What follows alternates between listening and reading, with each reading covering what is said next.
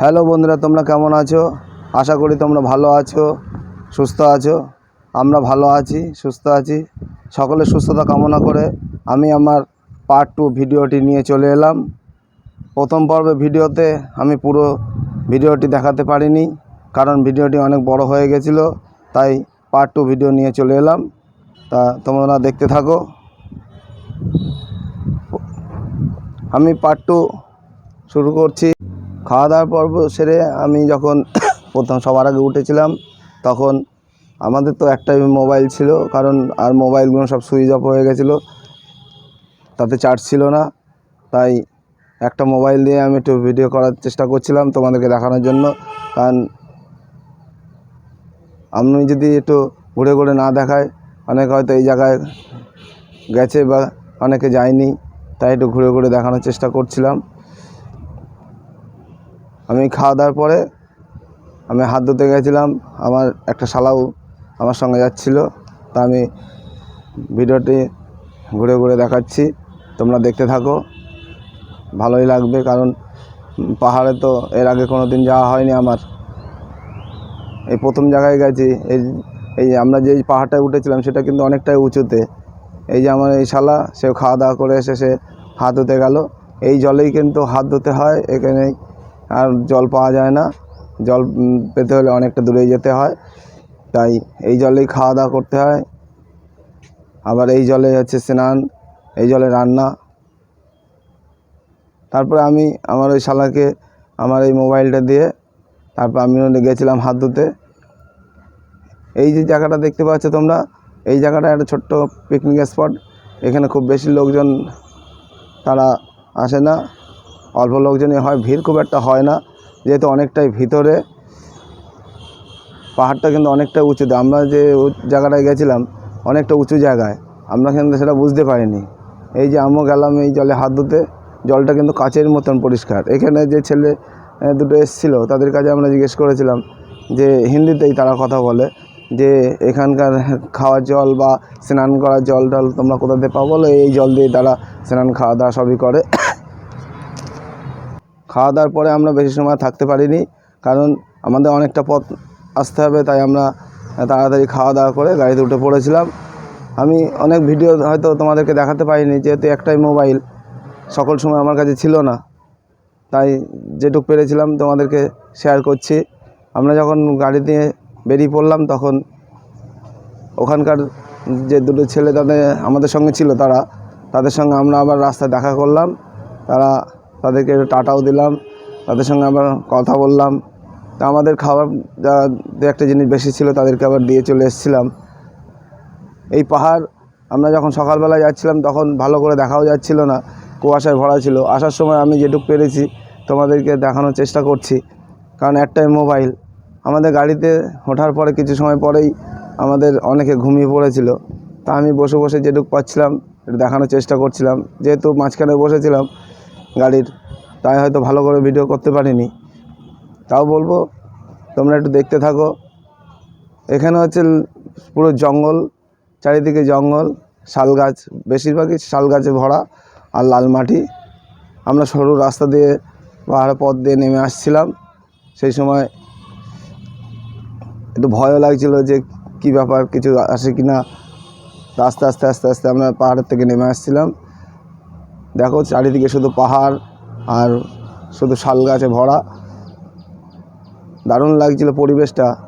এই পরিবেশে অনেক কম লোকই বাস করে, এখানকার লোকজনই খুবই কম।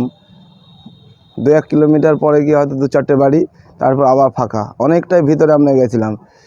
আমরা নেই করে অন্তত কয়েকশো কিলোমিটার ভিতরে ঢুকে গেছিলাম। এই পাহাড়, চারিদিকে পাহাড়, সব অনেক উঁচু উঁচু পাহাড়। এদিকে যেদিকে তাকাবে সেদিকে পাহাড়, ডান দিকে বাঁ দিকে।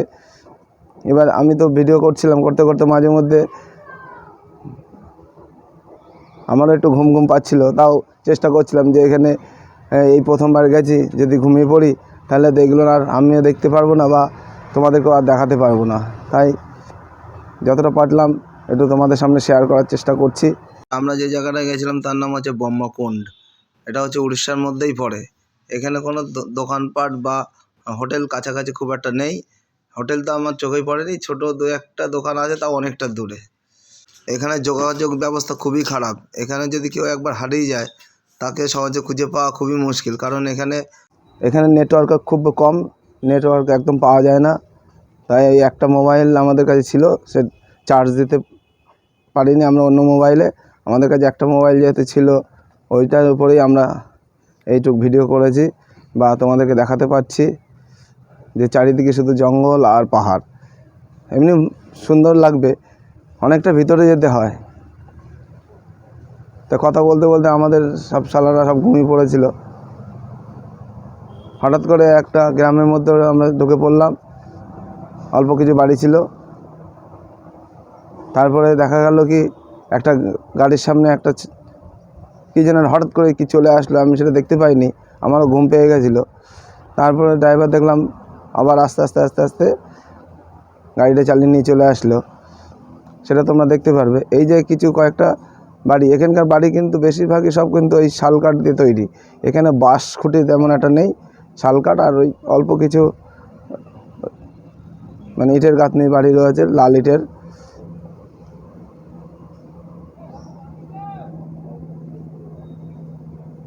আর এখানে একটা চাষই হয় দেখলাম, ধানের চাষ। তা ওরা ওখানে যে ধান চাষ হয় সেই ধান হচ্ছে মোটা ধান। তা ওখানকার ভাত খেতে খুবই ভালো লাগে, বেশ মিষ্টি। আমরা ওখান থেকে কিনে নিয়েছিলাম চালটা, সেই চালে আমরা রান্না করে খাওয়া দাওয়া করেছিলাম। এই যে গ্রামে আরেকটা গ্রামে ঢুকে গেছিলাম, এখানেই আমরা হঠাৎ করে গাড়িটা দাঁড়িয়ে পড়েছিল, গাড়ির সামনে কী যেন একটা চলে এসেছিলো, আমি খেয়াল করিনি। তারপরে কিছু সময় পরে আবার আস্তে আস্তে আমাদের ড্রাইভার এগিয়ে নিয়ে গেল গাড়ি। আমরা তো ভয় পেয়ে গেছিলাম যে গাড়ির সামনে কি চলে আসলো। ভাবলাম হয়তো, যেহেতু জঙ্গলের মধ্যে দিয়ে যাচ্ছি, জঙ্গলে তো অনেক জীবজন্তু থাকতেই পারে। কিন্তু এর আগে যাকে জিজ্ঞেস করেছিলাম সে বলেছিল যে জীবজন্তুর এদিকটা খুব একটা দেখা যায় না। কিন্তু আমরা তো সেখান থেকে অনেকটা পথে চলে এসেছি, ওখান থেকে নেই করে প্রায় 50 কিলোমিটার দূরে আমরা চলে এসেছি। আমাদের বাড়ি আসতে প্রায় 12টা বেজে গেছিলো রাত্রে। তাও মাঝে মধ্যে আমরা দাঁড়িয়েছিলাম, হোটেলে একটু খাওয়া দাওয়া করেছিলাম। আবার দুপুরবেলায়, দুপুর মানে আমরা ওখান থেকে বেরিয়েছিলাম 1:30টা, এবার এদিকে বিকেলের দিকে প্রায় খাওয়া দাওয়া করেছিলাম।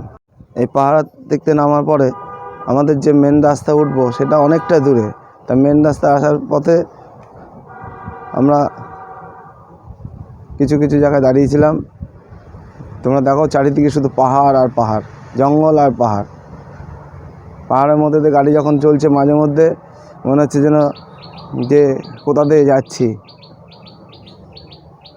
পাহাড় দেখলে সত্যি তোমাদেরও খুব ভালো লাগবে, দেখতেও ভালো লাগে। যেহেতু আমরা বললাম না যে কতটা উঁচুতে উঠেছিলাম, এই কথা বলতে বলতে আমরা মেন রাস্তায় চলে আসলাম। তখন সন্ধ্যা হয়ে গেছিলো। তার মধ্যেও আমরা দু এক জায়গায় হোটেলে একটু দাঁড়িয়েছিলাম, খাওয়া দাওয়া করেছিলাম। আবার আমরা তো অনেক আগেই খাওয়া দাওয়া করেছিলাম, কারণ এতটা পথ আমাদেরকে আসতে হবে। আমরা যখন এই রাস্তা দিয়ে আসলাম, এই রাস্তাটা ছিল মানে হাইওয়েটা ছিল বোম্বে রোড। সেখান থেকে আমরা ভিতরে কোনো একটা রাস্তা ধরে ঢুকে গেছিলাম উড়িষ্যায়। এই যে গাড়িগুলো যাচ্ছে দেখছো তোমরা, এগুলো তখন সন্ধ্যের একটু আগে হয়তো। কথা বলতে বলতে আমরা অনেকটা পথ চলে এসেছি। এরপর আমরা কলকাতার দিকে চলে আসব। কলকাতায় দেখবে তোমরা, সে আগের দিনে আমি যাওয়ার সময় যে লাইটিং তোমাদেরকে দেখিয়েছিলাম, আমি সেটাও আজকেও দেখতে পাবো, সেটাও তোমাদেরকে দেখানোর চেষ্টা করব শেষে। কথা বলতে বলতে আমরা কলকাতায় ঢুকে গেলাম।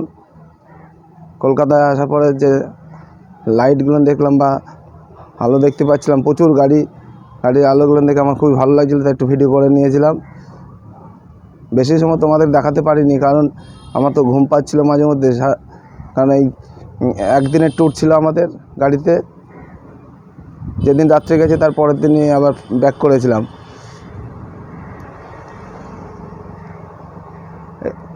এই কলকাতার লাইটটা আমার খুব ভালো লাগছিল, তোমাদেরও নিশ্চয়ই ভালোই লাগবে। দেখো এই গাড়িগুলো আলো পিছন দিয়ে ভালো লাগছে। এরপরে আমি আমাদের কলকাতায় যে সিগন্যাল পড়ছিল, তখন গাড়ির পিছনে যে লাইটগুলো জ্বলছিল ব্যাকলাইট, সেগুলো খুবই সুন্দর লাগছিলো, তাই আমি ভিডিও করেছিলাম একটু। তোমাদের দেখানোর জন্য। কলকাতায় একটা সাইডে এই যে আলো লাইটিংটা, এটা হচ্ছে আগের দিনও দেখতে পেয়েছি, আসার সময় দেখতে পেয়েছিলাম, তাই তোমাদের সামনে শেয়ার করলাম। আস্তে আস্তে হঠাৎ করে ঘুমিয়ে পড়েছিলাম, শেষটা তোমাদেরকে দেখাতে পারিনি। তা ভিডিওটা কেমন লাগলো একবার জানাবে, পুরোটা তোমাদেরকে দেখাতে পারলাম না বলে দুঃখিত।